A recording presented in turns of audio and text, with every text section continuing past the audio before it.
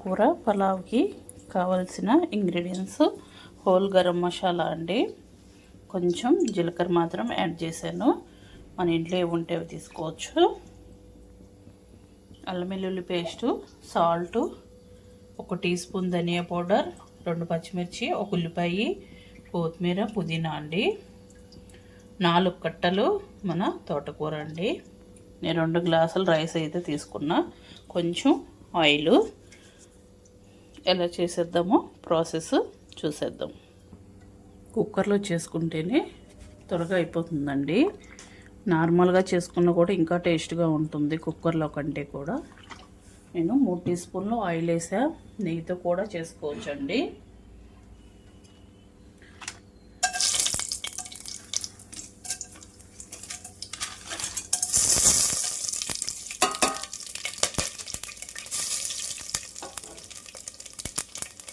గరం మసాలాన్ని కొంచెం అయితే ఫ్రై చేసుకోవాలి.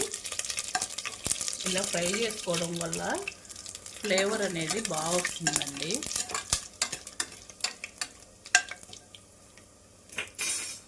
కొంచెం ఫ్రై అయిన తర్వాత ఉల్లిపాయ,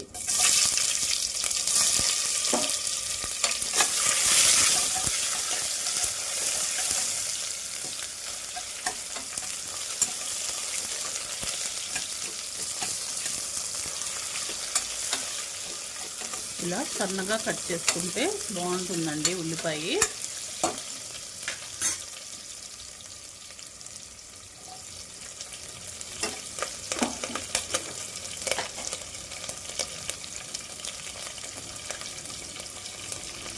అల్లం పేస్టు 1 టీ స్పూను, ధనియా పౌడర్,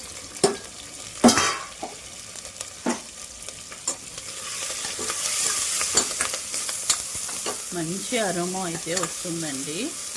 పిల్లలకి అసలు ఆకుకూరలు అనేది తినరు కదండి. ఇలా కొంచెం స్పెషల్గా చేశారంటే తినేస్తారు. టేస్ట్ కూడా నెక్స్ట్ లెవెల్ ఉంటుందండి. ఇప్పుడు తోటకూర వేసేసుకుందాం.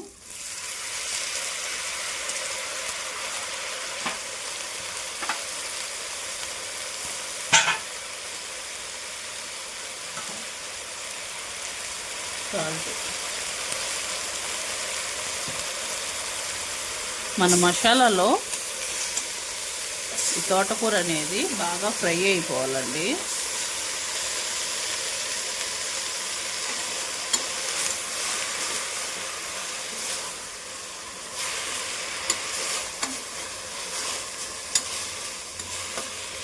ఫ్రై అయితే టేస్ట్ అనేది చాలా బాగుంటుంది.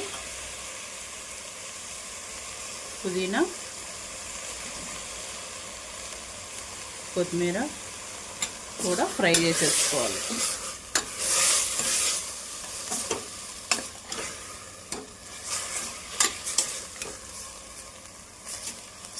కొంచెం ఈ వాటర్ అన్నీ పోయి ఆయిల్ అనేది కొంచెం తేలే వరకు ఫ్రై చేసుకుందాము.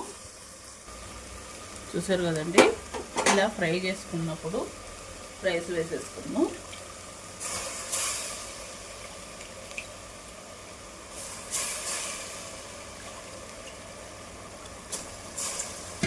ఈ రైస్ను కూడా 1 నిమిషం ఇలా ఫ్రై చేసేసుకోవాలండి.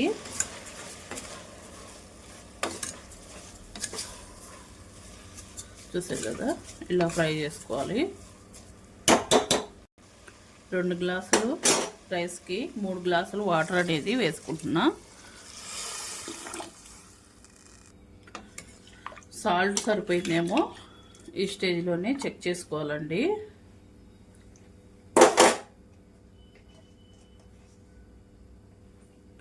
కొంచెం సాల్ట్ అయితే తగ్గింది.